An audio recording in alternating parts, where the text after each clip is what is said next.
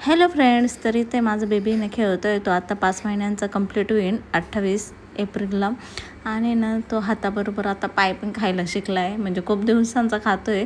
3-4 मंथचा होता तेव्हापासूनच तोंडामध्ये पाय घालतो आहे. शिवनं त्याला नादी लावतो आहे आणि शिवचं कधी कधी खूप जास्त आधार होतो, कारण की मी काम वगैरे करत असला ना, मग शिव त्याला खूप छान खेळवतो. तर इकडे आहे ना, सकाळी सकाळी आमच्या घरासमोर ना सुपरमॅन आलेला होता. सुपरमॅन सकाळी सकाळी उठलं की कपडे घालतो आणि सायकलवर बसतो आणि स्टंटबाजी करायला सुरुवात करतो. इकडे छोटा बेबी ना पप्पा बरोबर खेळतोय आणि मला असं वाटलं होतं घरात फक्त एकच क्रिकेट लवर असेल, पण इकडे 2-2 क्रिकेट लवर निघाले. पप्पा आणि छोटा बेबी पण आता क्रिकेट बघायला शिकलाय आणि क्रिकेटवरती डिस्कशन पण करत असतो तो. आणि ज्यांच्या घरात ते 4 ते 6 महिन्यांपर्यंत बेबी असेल ना, त्यांचं आता हेच चालू असं आवाज काढणे, खेळणे, पालतं पडणे आणि रडगाणं चालूच असतं. तर इकडे मी स्वयंपाक करायला घेतला होता, पण तिकडून बघितलं तर बेबीनं आवाज देत होता. तर चला म्हणलं स्वयंपाक नंतर करता येईल, पहिले त्याच्याबरोबर खेळू. आणि किती केलो आणि बघतोय मम्मा काय करते, त्याच्यामुळे म्हणलं चला जाऊ दे आपण त्याच्याबरोबर खेळू, कारण की हे दिवस पुन्हा येणार नाही.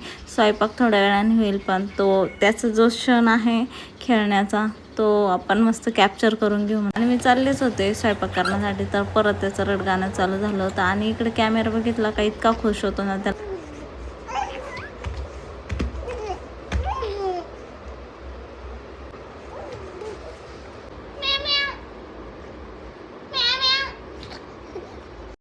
तर बेबीला ना झोप पण खूप आलेली होती, त्याच्यामुळे म्हणलं त्याला झोपी लावून देऊ. आणि ना माझे केस पण खूप गळत आहे.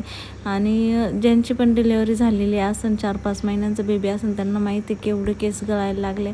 इतके डेंजर केस गळत आहे आणि त्याच्यामुळं खूप जास्त टेन्शन यायला लागलं.